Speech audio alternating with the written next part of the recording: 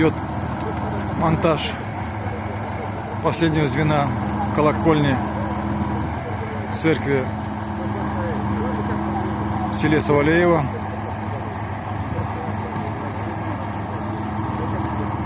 Во время монтажа присутствует глава Зырянского муниципального района Каримов Разиф Галеевич,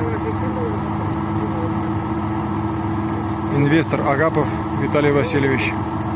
Вот он смотрит. И благочинный отец Василий.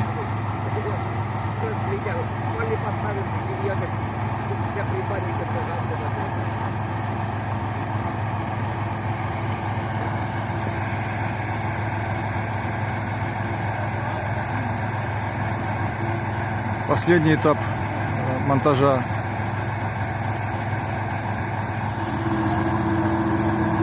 колокольни из брусов. Потом уже работа по кровле, по установлению куполов и крестов.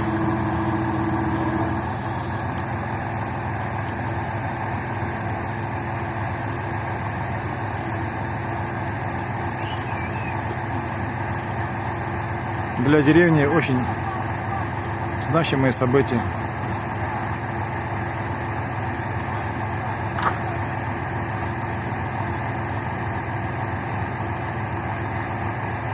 Монтажниками являются жители деревни Савалеево.